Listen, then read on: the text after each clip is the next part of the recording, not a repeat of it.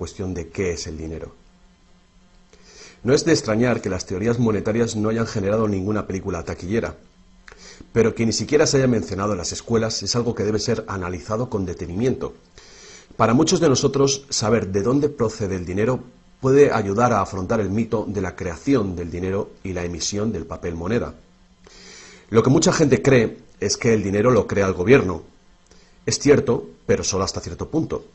Estos metales y papeles que generalmente asociamos al dinero son, en realidad, creados por una agencia ligada al gobierno federal, llamada la Casa de la Moneda. Pero la mayor parte del dinero no es creado por ella, sino que lo crean en grandes cantidades cada día corporaciones privadas conocidas como bancos.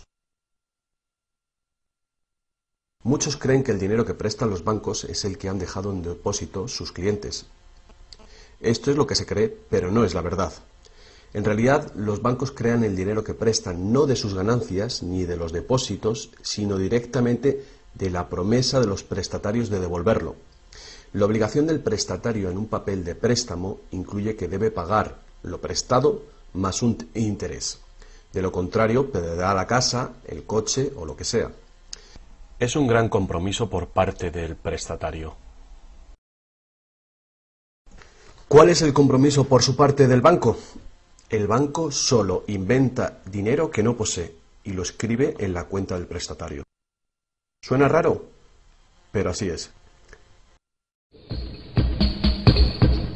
Para demostrar cómo este milagro de la banca moderna llegó a existir, atiende a esta sencilla historia.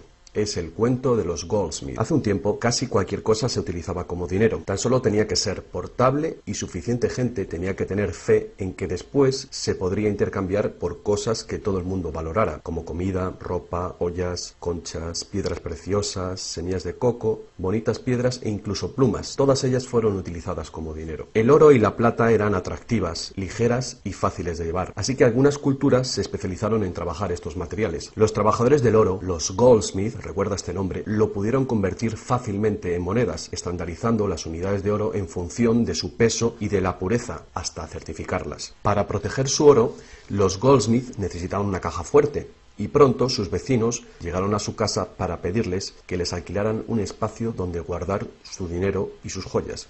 Al poco, los Goldsmith acabaron alquilando cada estantería de su caja fuerte y cada pequeña cantidad de dinero depositada se convirtió en dinero en sus manos. El tiempo pasó y los Goldsmith hicieron una inteligente observación. Los depositantes raramente volvían a recuperar físicamente su oro, y nunca todos a la vez. Esto se debía a que usaban los cheques de los Goldsmith para comprar en el mercado como si fuera el propio oro. Este dinero de papel era mucho más eficaz que las pesadas monedas, y la cantidad podía ser simplemente escrita en lugar de la laboriosa una por una de las monedas para cada transacción. Mientras tanto, los Goldsmith crearon otro negocio.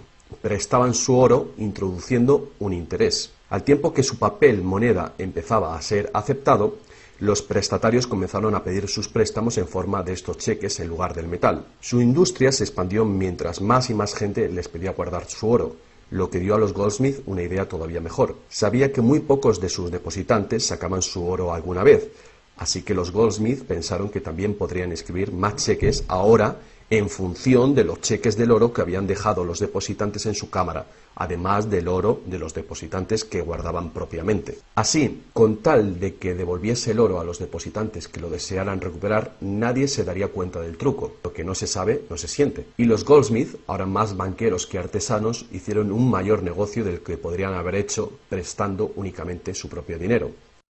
Durante años se hicieron un beneficio secreto fabuloso con los intereses de los depósitos de todos sus vecinos. Pero ahora que se había hecho una prominente figura en el pueblo, se levantaron sospechas de que estaba gastando el dinero de sus depositantes y amenazaron con sacar todo su oro si Goldsmith no explicaba su repentina riqueza. Al contrario de lo que se podría pensar, esto no afectó a su fortuna. A pesar de la duplicidad patente de su truco, su idea funcionó porque los depositantes no perdieron nada de su oro. Estaba seguro en la cámara de Goldsmith. En vez de sacar su oro, los depositantes acordaron que Goldsmith, ahora convertido en su banquero, debía compartir la fortuna que habían contribuido a crear, otorgándoles un interés por su oro. Esto fue el comienzo de la banca. El banquero pagaba un pequeño interés por el depósito del dinero de otra gente que después prestaba a un interés mayor. La diferencia cubría los costes de operación del banquero y su beneficio. La lógica del sistema parecía sencilla y cubría la necesidad de las personas de crédito. Pero esta no es la manera en la que trabaja la banca hoy en día. El banquero Goldsmith no estaba del todo contento con lo que ganaba después de descontar el interés que pagaba a los depositantes, y la demanda de crédito crecía con fuerza, mientras los europeos se expandían por América. Sus préstamos estaban limitados por la cantidad de oro que permanecía en su caja. Ahí es cuando tuvo una idea todavía mejor. Como nadie sino él sabía cuánto oro había en la caja, podía hacer cheques sobre dinero que ni siquiera existía. Como los prestatarios no iban a retirar su oro con sus cheques al mismo tiempo, ¿cómo iba alguien a darse cuenta de este truco? Esta nueva cara del negocio funcionó muy bien, y el banquero se hizo inmensamente rico con los intereses de un oro que ni siquiera existía. La idea de que el banquero creaba dinero de la nada era demasiado extraordinaria para creerla. Por lo tanto, el fraude no fue descubierto por la gente durante mucho tiempo. El poder de crear dinero hizo que el banquero se sintiese prepotente, como podrás imaginar. Pero con el tiempo, la cantidad de los préstamos del banquero y su escandalosa riqueza hizo que una vez más se levantara sospechas. Algunos clientes empezaron a reclamar su oro en lugar de la representación en papel. Los rumores se propagaron y todos los demás depositantes acudieron reclamando su oro. El juego se acabó. La marea de propietarios de cheques intentando recuperar su oro creó largas colas, y el banquero no tenía oro y plata suficiente para devolver a sus legítimos propietarios. Esto se llama el pánico de los ahorradores, y es lo que todo banquero teme que suceda. Este fenómeno puede suceder en un determinado banco, pero afecta a la confianza del público en todos los demás banqueros. Todo hubiera sido mucho más fácil si, antes que nada, se hubiera prohibido la creación del dinero desde la nada. Pero las grandes cantidades de crédito eran esenciales para la expansión de los países europeos. Así que, en lugar de prohibir esta práctica, fue legalizada y regulada. Así que los banqueros acordaron poner límites a la cantidad de dinero fraccionado que pudieran hacer. El límite sería mucho mayor que el verdadero valor del oro y plata depositados. Lo normal era $9 artificiales por $1 en oro, es decir, real. Estas disposiciones fueron controladas mediante inspecciones por sorpresa. También se acordó que, en caso de un crack financiero, los bancos centrales apoyarían a los locales con inyecciones de dinero en oro. Solo si cracks en diferentes bancos al mismo tiempo se produjeran y la burbuja de créditos del Banco Central explotara, el sistema podría hacerse añicos y destruirse.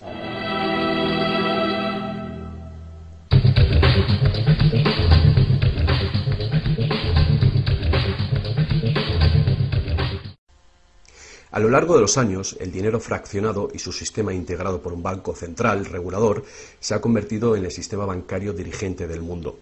Al mismo tiempo, el sistema fraccional del oro apoyando al dinero como deuda ha desaparecido.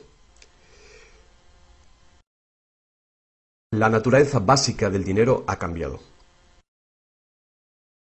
En el pasado, el billete de dólar era un recibo que te permitía cambiarlo por una cantidad de oro o plata determinadas. Ahora, un billete o dólar digital solo puede ser cambiado por otro billete o dólar digital.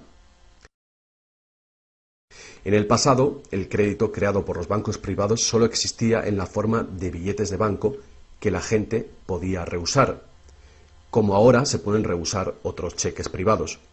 En el presente, el crédito creado por bancos privados está legalmente aprobado que se convierta por dinero de flujo legal, es decir, los dólares, euros o libras que usualmente creemos que es dinero. El dinero de confianza, es decir, el fiat money, es dinero creado por decreto del gobierno, y la ley afirma que el público debe aceptar este dinero para todo tipo de deudas, o si no, los tribunales no considerarán la obligación de pagar esa deuda. Así que ahora la cuestión es, si tanto los bancos como los gobiernos pueden crear dinero, entonces, ¿cuánto dinero existe? Antes, la cantidad total de dinero en existencia estaba limitada por la cantidad y cualidad física de esa cosa usada como dinero. Por ejemplo, para crear dinero en oro o en plata, se debía extraer una cierta cantidad de estos metales de las minas. En el presente, el dinero es literalmente creado como deuda. Se crea nuevo dinero cada vez que una persona toma un préstamo de un banco. Como resultado, el montante total del dinero que puede ser creado solo tiene un límite: el nivel total de la deuda.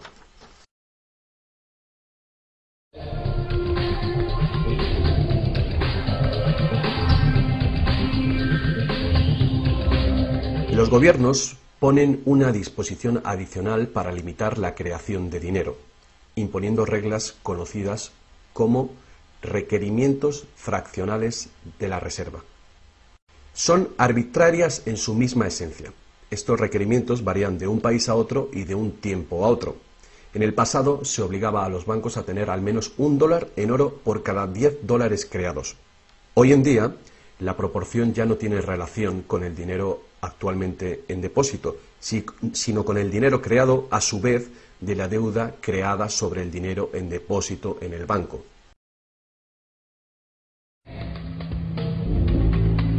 Actualmente, las reservas de un banco consisten de dos cosas: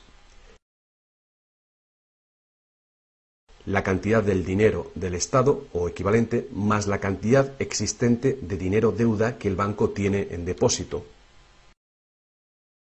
Para ilustrar esto de una manera simple, imaginemos que ha abierto un banco nuevo y todavía no tiene depósitos.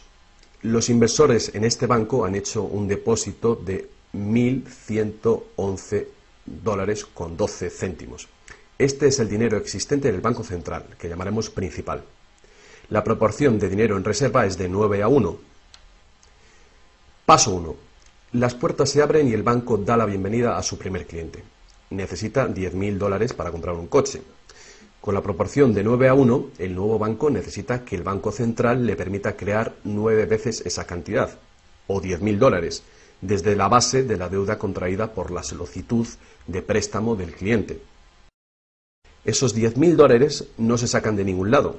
Es nuevo dinero simplemente tecleado en un ordenador como crédito del banco en la cuenta del cliente. El cliente tiene que firmar ese crédito para conseguir el dinero para comprarse el coche. Paso 2. El vendedor entonces deposita estos 10.000 nuevos dólares creados en el banco. Al contrario que el dinero creado por el gobierno, depositado en el Banco Central, este nuevo dinero creado por el crédito no puede ser multiplicado por la proporción de la reserva.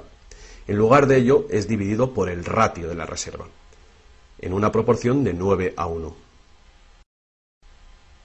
Un nuevo préstamo de $9.000 puede ser creado sobre la base del depósito de $10.000. Si esos $9.000 son depositados por una tercera persona en el mismo banco que lo creó en uno diferente, se convierte en una base legal para un tercer asunto de crédito bancario, esta vez por la cantidad de $8.100. Al igual que con las muñecas rusas, cada nivel contiene un pequeño dólar dentro de otro pequeño dólar. Cada depósito contiene el potencial para otro pequeño crédito en una infinita serie decreciente. Si el dinero del préstamo creado no es depositado en el banco, el proceso se detiene. Esta es la parte impredecible del mecanismo de creación de dinero basado en la deuda. Pero lo más probable es que el nuevo dinero creado en cada paso será depositado en el banco, y el proceso de la proporción de reserva de dinero se repetirá una y otra vez hasta que los $100.000 de nuevo dinero se hayan creado dentro del sistema bancario. Todo este nuevo dinero se habrá creado enteramente desde la deuda, y el proceso entero habrá sido autorizado legalmente por el depósito inicial de $1.111,12 que todavía permanecerán en el Banco Central. Lo que resulta más ingenioso de este sistema es que los libros de contabilidad de cada banco en la cadena deben mostrar que tiene un 10% más de depósitos que de préstamos. Esto da a los bancos el incentivo de adquirir depósitos para poder hacer préstamos, apoyando la impresión común pero falsa de que los préstamos proceden de los depósitos. A menos que los sucesivos préstamos estén depositados en el mismo banco, no se podrá decir que algún banco en particular haya pasado su límite inicial de 9-1 creando deuda de la nada. De cualquier manera, el sistema bancario es un círculo cerrado. El crédito bancario que crea un banco se convierte en el depósito en otro y viceversa. En un hipotético mundo de perfectos intercambios, el efecto último sería exactamente el mismo que si todo el proceso tuviera lugar en un solo banco. Esto es, el depósito en reserva inicial de 1.111,12 dólares permite recolectar intereses por valor de más de 100.000 dólares que el banco nunca ha tenido.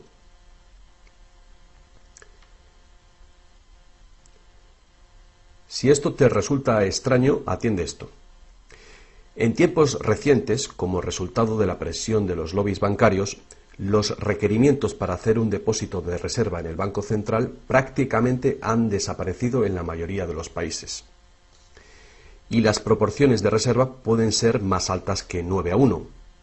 Para algunas cuentas, 20:1 y para otras 30:1 son comunes. E incluso más recientemente, usando tarifas para los préstamos y así aumentar los ratios de requerimientos de reservas de los clientes, los bancos ahora han encontrado una manera de eludir las limitaciones de los requerimientos de la reserva fraccionaria por completo. Así que cuando las reglas son complejas, el sentido común real es bastante simple. Los bancos pueden crear tanto dinero como nosotros podemos pedir prestado.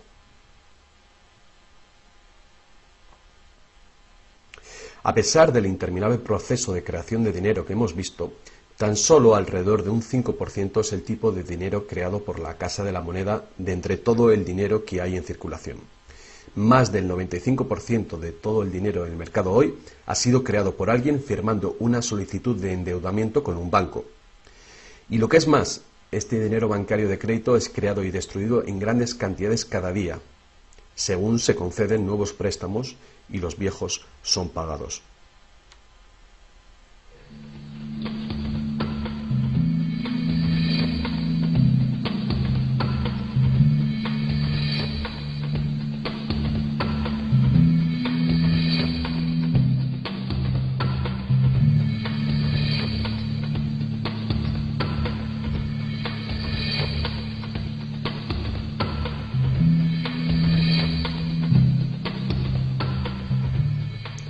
Los bancos solo pueden ejecutar este sistema del dinero con la participación activa del gobierno. Primero, porque los gobiernos emiten leyes de divisas para hacer legal la moneda de confianza nacional, el fiat money. Segundo, porque los gobiernos permiten créditos privados para que sean pagados en esta moneda de curso legal. Y tercero, porque los tribunales estatales dan vigor a las deudas. Por último, los gobiernos aprueban regulaciones para proteger el funcionamiento del sistema monetario y su credibilidad ante el público sin hacer nada para contar a la ciudadanía de dónde procede el dinero. La verdad desnuda es que cuando firmamos la solicitud de una hipoteca o de un préstamo, nuestra firma promete un pago avalado por los bienes que daremos si no conseguimos pagarlo. Y estas son las únicas cosas de verdadero valor envueltas en la transacción. Cualquiera que crea que cumpliremos con la obligación la puede considerar como un bien o valor intercambiable o vendible. Es una deuda y por lo tanto una forma de dinero.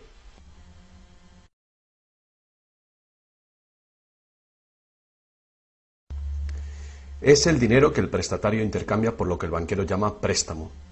Así que un préstamo en el mundo real quiere decir que el prestamista debe tener algo que prestar. Si tú necesitas un martillo, prestarte la promesa de un martillo que no existe no te va a servir para nada. Pero en el artificial mundo del dinero, un banco promete prestar un dinero que no tiene y se le permite que sea aceptado como dinero. Y nosotros lo aceptamos así.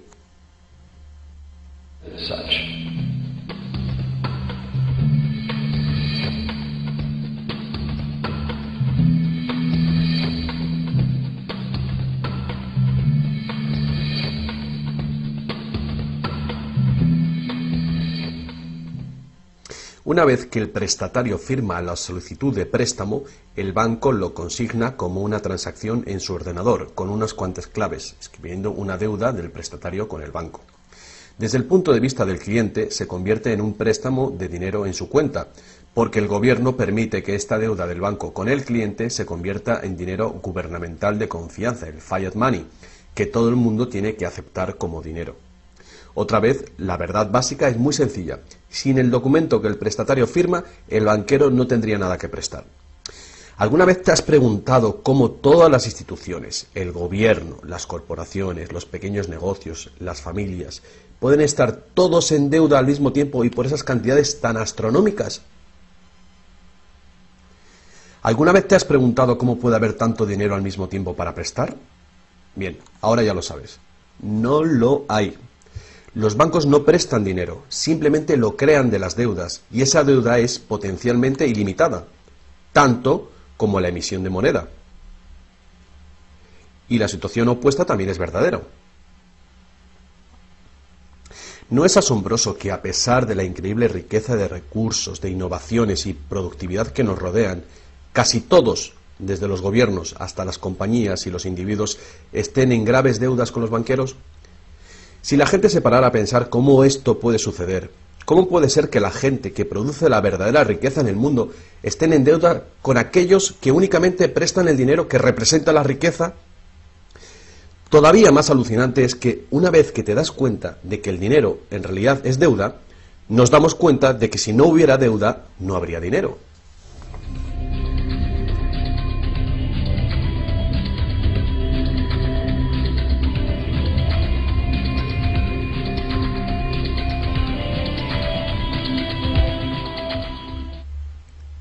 Si esto es nuevo para ti, no eres el único. Mucha gente piensa que si todas las deudas se pagaran, el estado de la economía mejoraría. Es cierto a un nivel individual. Como tenemos más dinero para gastar cuando dejamos de pagar una deuda, pensamos que si todo el mundo pagara sus deudas, habría más dinero para gastar.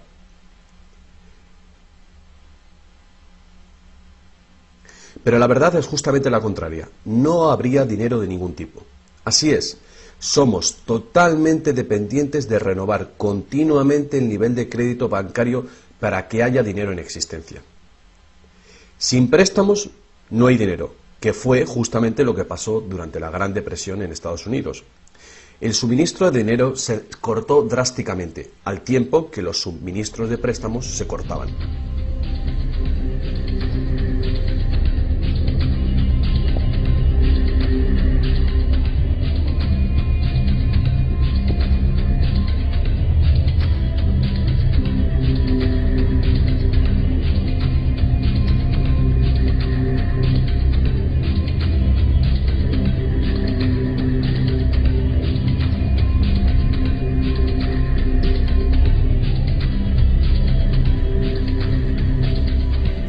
Pero eso no es todo. Los bancos solo crean la cantidad del dinero principal, no crean el dinero con el que pagar los intereses. ¿De dónde se supone que viene todo este dinero? El único lugar del cual los prestatarios pueden obtener el dinero para pagar los intereses es del total del dinero que hay en circulación. Pero resulta que casi todo ese dinero general ha sido creado de la misma manera. Es decir, como crédito bancario que tiene que ser pagado con más dinero de aquel con el que fue creado. Así que por todas partes hay prestatarios en la misma situación, intentando obtener el dinero para pagar tanto el dinero principal como el interés. Desde un fondo original, la piscina, que solo tiene el dinero principal, es claramente imposible para cada uno pagar el dinero principal más los intereses, porque el dinero del interés no existe. Esto se puede expresar con una simple ecuación matemática. El gran problema aquí es que en caso de préstamos de largo plazo como hipotecas y deuda pública, el interés total excede mucho al dinero principal. Así que, a menos que un montón de nuevo dinero sea creado para pagar los intereses, es decir, un gran número de nuevas hipotecas, no podrá funcionar la economía. Para mantener una sociedad que funcione, la proporción de cancelaciones de deudas tiene que ser baja. Así que para conseguir esto, más y más dinero deuda tiene que ser creado para satisfacer la demanda de dinero con el fin de servir el interés de la deuda previa. Pero por supuesto, esto hace que el nivel de la deuda sea todavía mayor y que más intereses tengan que ser pagados, resultando en una escalable e imparable espiral de endeudamiento.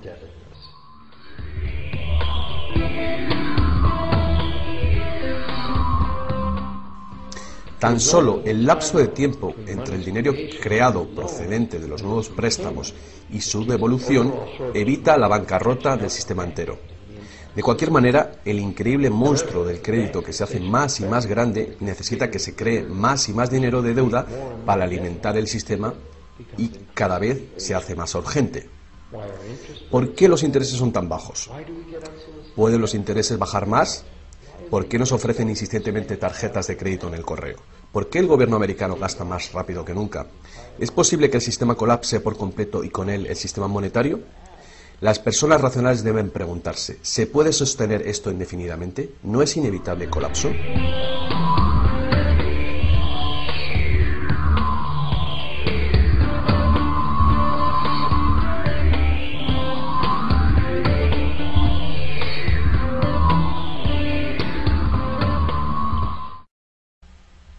El dinero facilita la producción y el intercambio de bienes. Cuando el suministro de dinero se incrementa, el dinero se convierte progresivamente en menos valioso, a menos que el volumen de intercambios y de suministro de dinero crezcan en la misma proporción. Hasta que nos damos cuenta de esto, cuando escuchamos que la economía crece a un 3% por año, creemos que lo hace en una constante regular, pero no es así. El 3% de este año representa un 3% más de intercambio de bienes y servicios que hace un año, porque es un 3% del nuevo total. En vez de una línea recta como imaginamos sobre las palabras, es una curva exponencial que es cada vez más inclinada. El problema, por supuesto, es que el crecimiento perpetuo de la economía real requiere un perpetuo y escalable uso de los recursos naturales. Más y más cosas tienen que ir desde los recursos naturales hasta los basureros cada año para evitar que el sistema colapse.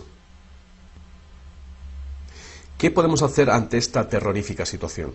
Una cosa, necesitamos un nuevo concepto del dinero. Es tiempo de que más gente se pregunte a sí misma y a sus gobiernos 4 preguntas muy simples. A lo largo del mundo, los gobiernos piden prestado dinero con interés a los bancos privados. La deuda del gobierno es un componente principal dentro de la deuda total. El pago de esos intereses hace que el gobierno tenga que cargar a los ciudadanos con más impuestos. Ahora que sabemos que los bancos simplemente crean el dinero que prestan y que los gobiernos les han dado el permiso para hacerlo, la primera pregunta es, ¿por qué los gobiernos eligen pedir prestado a los bancos privados con interés cuando los propios gobiernos podían crear el dinero que necesitan sin ningún interés ellos mismos? Y la segunda gran cuestión es, ¿por qué se crea dinero como deuda? ¿Por qué no se crea dinero que circule permanentemente y que no tenga que ser represtado con intereses para existir? La tercera, ¿cómo puede un sistema monetario funcionar solamente con un crecimiento perpetuo y acelerado y poderse considerar una economía sostenible? ¿No es lógico que el crecimiento perpetuo y acelerado y la sostenibilidad sean incompatibles? Y finalmente, ¿qué es lo que hace que nuestro sistema económico sea tan dependiente del crecimiento perpetuo? ¿Qué es lo que necesitamos crear para que nuestra economía sea sostenible? Hubo un tiempo en el que cargar con interés al préstamo se llamaba usura y era susceptible de severas penas, incluida la muerte. Todas las grandes religiones prohibían la usura. La mayoría de los argumentos contra la práctica de la usura eran morales. Se entendía que la única función legítima del dinero era la de ser un medio de intercambio de bienes y servicios. Cualquier manera de ganar dinero procedente del dinero se consideraba labor de un parásito o de un ladrón. Sin embargo, al tiempo que aumentaban las necesidades de crédito en el comercio, el argumento moral cedió paso al razonamiento de que prestar representa riesgo y pérdida de oportunidad para quien presta, y por lo tanto, cobrar por este coste era justo. Hoy en día, estas ideas parecen triviales. Actualmente, la idea de ganar dinero del dinero se considera la mejor ocupación que hay. ¿Para qué trabajar si tu dinero puede trabajar por ti? Sin embargo, para tener un futuro sostenible, queda claro que el cobro de interés es un problema moral y práctico. Imagínate una sociedad y una economía capaces de perdurar siglos porque en lugar de acaparar sus reservas capitales de energía, se autorrestringiera según sus ingresos actuales. Ya no cosecharía más madera que crezca en el mismo periodo. Toda la energía sería renovable, solar, eólica, gravitatoria, magnética y las demás que se descubran. La sociedad se sostendría dentro de los límites de sus recursos, ya que reutilizaría o reciclaría todo y la población se mantendría. Tal sociedad no podría existir si estuviera dependiente de un sistema monetario que a su vez depende del crecimiento acelerado perpetuo. Tal economía sostenible necesitaría un sistema monetario también capaz de sostenerse sin crecimiento. Digamos que todo el dinero en circulación se representa por este círculo. Además, imaginemos que los prestadores de dinero también tienen dinero verdadero para prestar. Pero si algunas personas dentro del sistema empiezan a prestar dinero cobrando interés por ello, entonces su parte del suministro total del dinero aumentaría. Y si siguen prestando todo el dinero que se devuelva, cobrando siempre interés por ello, ¿cuál sería el inevitable resultado? Ya sea oro, dinero confianza o de deuda, no importa, los prestadores de dinero acabarían con todo el dinero. Y después todos pasaríamos a estar en quiebra y ellos acabarían con toda la propiedad real. Solo si los beneficios de prestar dinero con interés fueran equitativamente distribuidos entre la población, se podría resolver este problema. Fuertes impuestos sobre los beneficios de los bancos podrían posibilitar este equilibrio, pero entonces no habría incentivo para los bancos. Si fuéramos capaces de liberarnos de la situación actual, podríamos imaginar la banca como un servicio social sin ánimo de lucro. Diseminando sus beneficios a la sociedad como un dividendo universal de los ciudadanos, prestando sin cobrar interés alguno.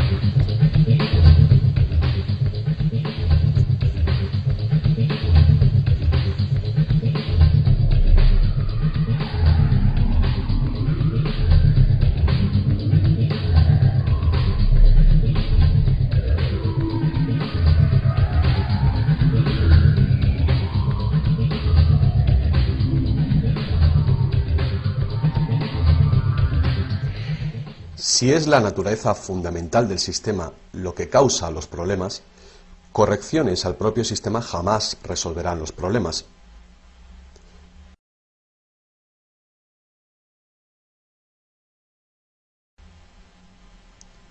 El sistema en sí debe ser reemplazado. Muchos críticos del sistema monetario hacen llamamientos a la vuelta al estándar del oro, insistiendo que el oro tiene una larga historia de confianza. Pero ignoran las muchas trampas que se puede hacer con el oro: limar las monedas, alterar el metal, monopolizar el mercado, todas prácticas habituales en la antigua Roma que contribuyeron a su caída. Algunos defienden la plata por ser más abundante que el oro y así más difícil de monopolizar. Muchos dudan de la idea de volver al uso de los metales preciosos en absoluto. Nadie quiere volver a llevar bultos de monedas para ir de compras. Es cierto que el dinero de papel, el plástico, el digital o más probablemente dinero de identidad biométrica tendría el mismo potencial de crear dinero de crédito sin límite, igual que tenemos ahora. Yendo más allá, si el oro fuera nuevamente la única base legal para el dinero, los que no tengamos oro nos quedaríamos sin dinero. Otros críticos del sistema monetario insisten en que la codicia y la deshonestidad son los principales problemas, y que pueda haber un sistema más equitativo que volver al estándar de plata o de oro. Muchos grandes pensadores han sugerido maneras alternativas para crear dinero. Muchos sistemas de intercambio crean dinero como deuda, de la misma manera que hacen los bancos, pero se hace transparentemente y sin cobro de interés. Por ejemplo, un sistema de trueque expresa la deuda como horas de trabajo, considerando el valor de todo trabajo igual y a la par con el dólar, y así permite que la hora de trabajo sea igualada con el precio del dólar de los bienes y servicios. Este tipo de sistema puede organizarlo cualquier persona capaz de gestionar la contabilidad. La preparación ahora de sistemas de trueque a nivel municipal sería prudente en previsión del inminente colapso del sistema actual. La reforma monetaria, al igual que la reforma electoral, es un tema muy polémico. Es una reforma que requiere una voluntad de cambio y de pensar fuera del cubículo habitual. La reforma monetaria, igual que la reforma electoral, no vendrá fácilmente, ya que los más privilegiados por el sistema existente actualmente harán todo lo posible para mantener sus ventajas. Ahora que hemos visto que el dinero es solo una idea y que en realidad el dinero puede ser cualquier cosa que concebimos, os presento un único sistema monetario para tu consideración. Este modelo está basado en sistemas que funcionaron bien en el pasado, sistemas en Inglaterra y en Estados Unidos que fueron destruidos por los banqueros Goldsmith con su sistema de reserva fraccional. Para crear una economía basada en dinero libre de interés, El dinero puede ser creado y gastado por el gobierno creando infraestructuras para la economía, tales como carreteras, puentes, ferrocarriles, puertos y mercados públicos. Este dinero no sería creado como deuda, sino como valor. Este valor serían las infraestructuras que pagaron con ello. Si este nuevo dinero proporciona más comercio, requiriendo su uso, no produciría inflación alguna. En el caso de que los gastos gubernamentales sí causaran devaluación o inflación, habría dos posibilidades para resolverlo. La inflación es equivalente a un impuesto plano sobre el dinero. No importa si el valor del dinero se devalúa en un 20% o si el gobierno nos quita con impuestos un 20%. El efecto en nuestro poder adquisitivo es el mismo. De esta manera, la inflación, en lugar de impuestos, podría ser políticamente aceptable con tal de que sea debidamente empleada. El gobierno podría contrarrestar la inflación recaudando impuestos y eliminando este dinero del mercado. Así reduciría el suministro de dinero y restauraría su valor. Para controlar la deflación, la caída de precios y sueldos, el gobierno sencillamente gastaría más dinero. Con la ausencia de la creación de dinero de deuda, el gobierno tendría más control del suministro del dinero del país y el público sabría a quién echar la culpa. Los gobiernos ascenderían y caerían según su capacidad para conservar el valor del dinero.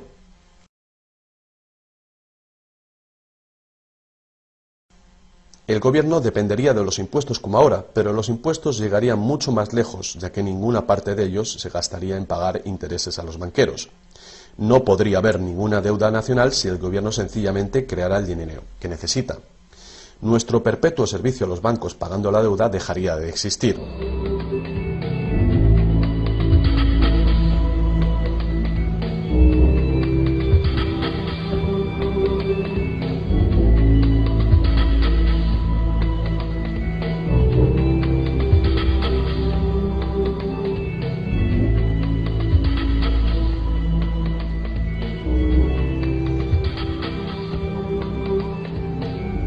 Lo que no nos han enseñado es que democracia y libertad son, de hecho, una forma ingeniosa de dictadura económica. Mientras toda nuestra sociedad dependa de un suministro de crédito bancario para sus necesidades monetarias, los banqueros serán quienes deciden quién tendrá el dinero que se necesita y quién no. And who doesn't.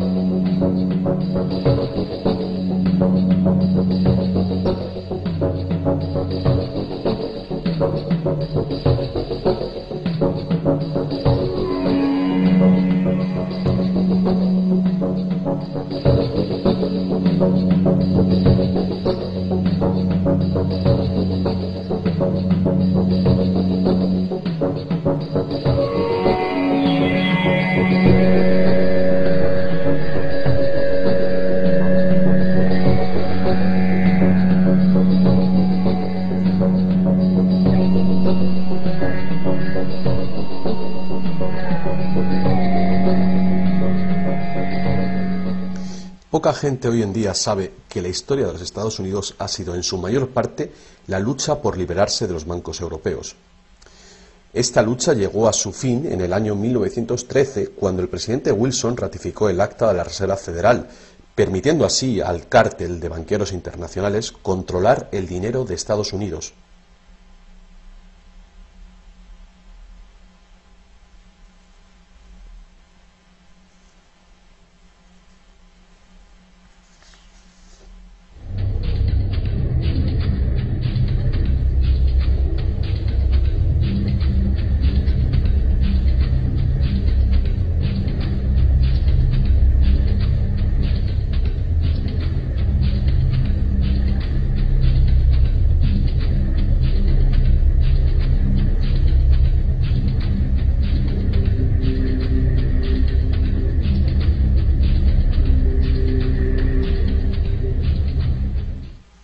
poder de este sistema está profundamente integrado. También lo está el silencio del tema entre los medios de información y en la educación.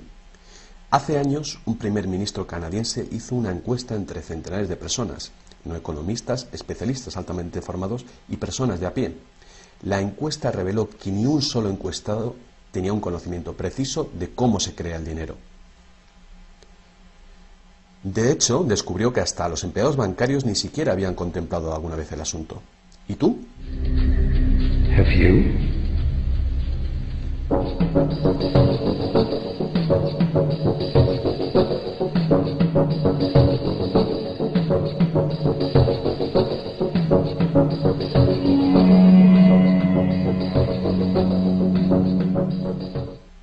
El sistema moderno de dinero como deuda nació hace más de 300 años, cuando un decreto real otorgó al primer Banco de Inglaterra el poder de emitir recibos de oro fraccionales con un modesto porcentaje de 2:1.